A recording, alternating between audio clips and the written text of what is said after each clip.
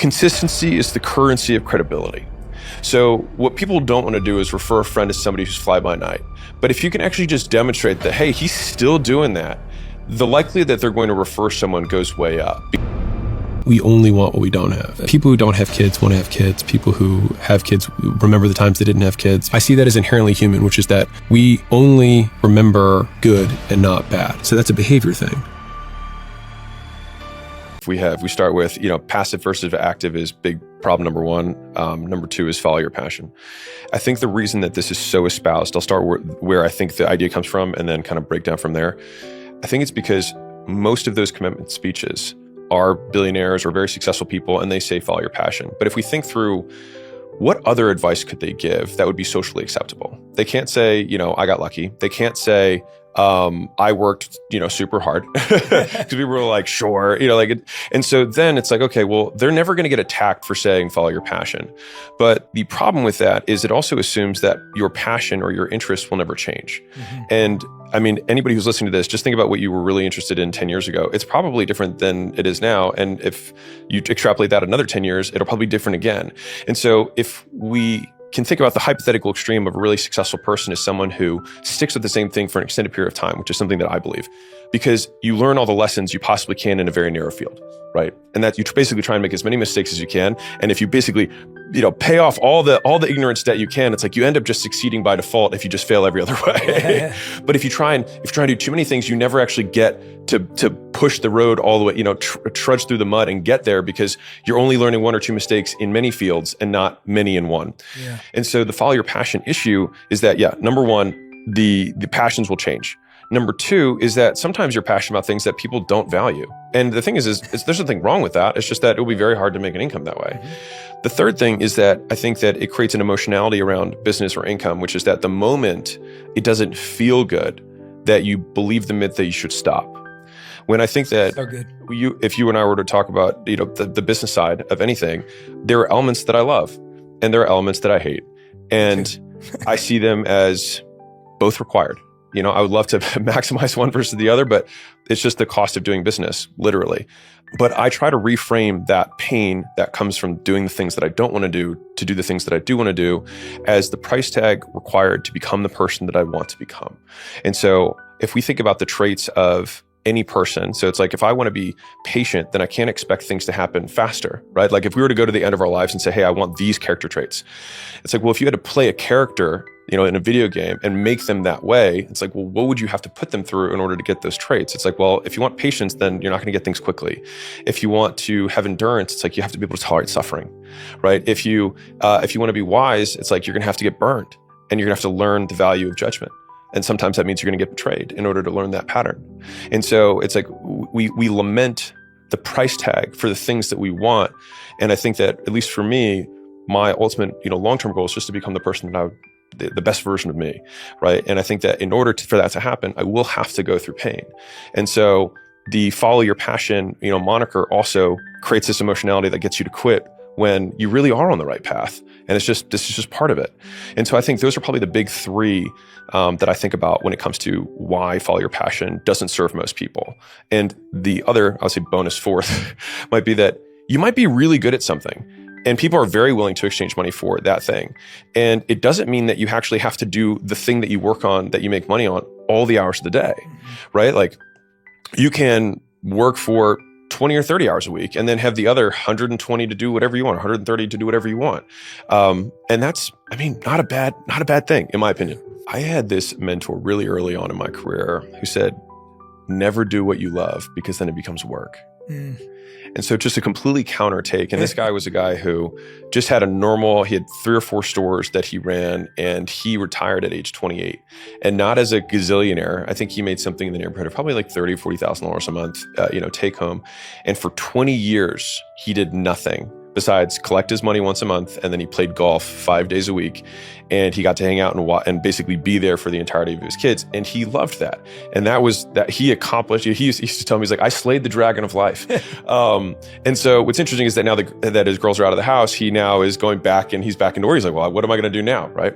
I wholeheartedly agree with the not following your passion piece. The practical translation might be, or at least my third myth that I would probably tack onto this as we're building these, is overbelief in idea and underbelief in execution. And so there's two elements to this. So one is that I think many people who are intimidated to start believe that they have to start the next Facebook, and the Zuckerbergs and the Bezos of the world are so incredibly rare. The vast majority of people who got into business have many failed businesses that led them to fail into success, right? And so one is that the idea has to be this big, amazing thing. And the second is that that the idea itself is the success, right? Because they'll share it with as many people as they can, and they almost scratch the itch of starting when you haven't done anything. I say there's basically 4 steps to starting a business. It's like you have to get an LLC, you take the LLC to a bank, and then you get a bank account, and then you connect that bank account to a payment processor, and then you go ask a stranger if you can do something in exchange for money. And if you do all 4 of those things, you have a business. That's it. A lot of people spend years being like, I'm going to start a business one day. It's like, you can do it tomorrow. You literally do all of this tomorrow. Yeah. And then it's like, okay, well then how do I get the person to exchange money? It's like, well, you reach out to the people you know, right? You open your phone, you look at the 400 contacts you have there, you open up your Facebook profile, you have 300 friends, you look at those friends, and then you just say, hey, you send a personal video, you send a personal text and say, hey, I am starting this thing. This is what we're doing. This is what I'm solving. Do you know anybody? That's it. And so it's not even like you're asking your friends to buy something from you. What's interesting though is that 90% of the time, the person who responds is, oh, you could do that for me if you want. But that just gives you the easiest way that costs $0. And because we're all connected with the internet and phones, it's like the barrier to entry has never been lower than it is now. It's just the problem is that the barrier to distraction is even lower. These are your friends, or at least your contacts that you've met at some point in your life. And so trying to recall when you met that person, literally just stating their name and asking that it's, hey, I'm going to be doing this. And I would say consistency is the currency of credibility. So what people don't want to do is refer a friend to somebody who's fly by night. But if you can actually just demonstrate that, hey, he's still doing that, the likelihood that they're going to refer someone goes way up because the relational capital is not nearly at risk. Because if I'm going to introduce somebody to somebody else, I'm risking my social capital on the hope that the third party or whoever is sending this original text is actually going to do a good job. And so you can also include a little bit of risk reversal in that, which is like, hey, I'm doing the first 10 for free. And the reason I'm doing it is because I just want to get some testimonials, get some reviews, and also just so that I can learn too. And I think just being really upfront and being really honest about it makes the stakes feel a lot easier. And so then those first 10 people, you do exactly that. And the thing is that you're going to be better off than they will. For those of you who are like, I don't want to work for free. It's like, you're not working for free. You're learning and then you're earning. And so we got to go through the learn phase first. And the best way to do it is people who aren't direct connections of yours, maybe one step removed. And then at that point, they're going to give you very real feedback. And if you do a good job, then after a certain point, my goal is to get people to basically shift supply demand in their favor. Like I'd say the two laws of business that I am the most moved by are supply and demand, which is this X here, and then leverage. So that's a fulcrum for leverage. And so I see those as the 2 biggest forces in business.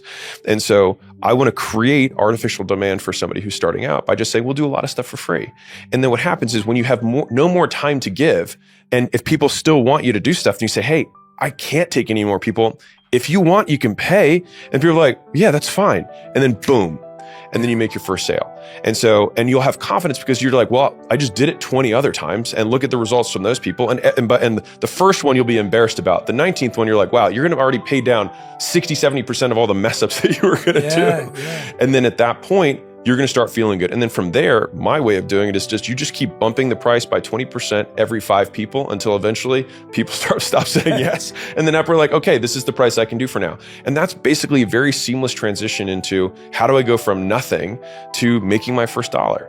Probably the single best financial decision that I ever made was marrying Layla. Because, and this is no shade to any relationship that exists of mine or anyone's, people optimize for different things. And I'm not saying I optimize for finances. I'm saying, but within that lens, she was just down and she believed in me a lot of times more than I believed in myself. And I think that's all anyone really wants, or at least for me that I wanted was, and the thing is that hasn't stopped. As the stakes have gotten higher, I remember there was this business that I was working with, and I was going to meet with the whole team. And I was like, this is like a really tough problem that they're asking me to help with. And I was like, and she just like cut me off and she's like, good thing you're the best at it and that you're going to give them more help than anyone else could. And it's just like, whether that's true or not, it was exactly what I needed to hear in that moment. And so I also say this to people who are starting out, is just like, I do not have perfect self-security. You know what I mean? Like, I wouldn't say it's imposter syndrome because that's not true, but like, I have doubts of like, I don't know if I'm able to solve this. I mean, I hope I am, and I keep working on it, but like, I don't know. And as the problems become more complex and have higher stakes, it's like, this is harder and will cost more if I fail. The pressure feels the same. I would say the only difference is that we have more resources to handle them. And so in a lot of ways, when you're starting out, it's kind of like fighting a bear with your bare hands. But when you're further down, it's like trying to slay a dragon, but at least you have an army. And so the foe is bigger, but your resources are bigger too. And in some ways, it's almost easier later than it is when you start, but you only earn the right to face those foes by going through the earlier stages when you didn't have the resources, because you learn the grit, you learn the scrappiness. And I think that like it's a rite of passage. And Layla was willing to go all in. And I would say that, like, if anything, kind of like a jockey bet for VCs, like you bet on the horse, not the the jockey, not the horse. When she saw me, I had, a handful of gyms. And it wasn't like I'm Alex Hormozi, whatever I am now. I was just a gym owner, and I was 26 and I worked really hard. And she was like, I don't know where we're going to go, but I know Alex is going to work tirelessly to get there. And she just always believed. And I think that I think the person that you were married is either going to increase the likelihood that you hit your goals or decrease. And you just need to decide whether that's important to you. I wouldn't be as successful because, number one, there have been plenty of moments, because I don't struggle with anxiety. I struggle with apathy, not caring. Why do I even bother doing this? We already have enough money. Who cares? Layla, in a lot of ways, has bigger dreams than I do. I've always had big goals for finances, but at a certain point, and I think I hit this kind of like last year for me, which is weird because people are always like, when is enough enough?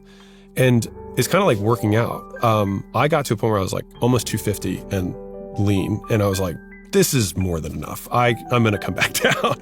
And so I've had bigger goals than most people for my fitness or muscles or whatever. I've had bigger goals than most people for money, but I also was like, at that point when I hit it, I was like, I think this is enough for me. And Layla was like, it was never about the money for me. It never was. And I think that's why our dynamic worked really well.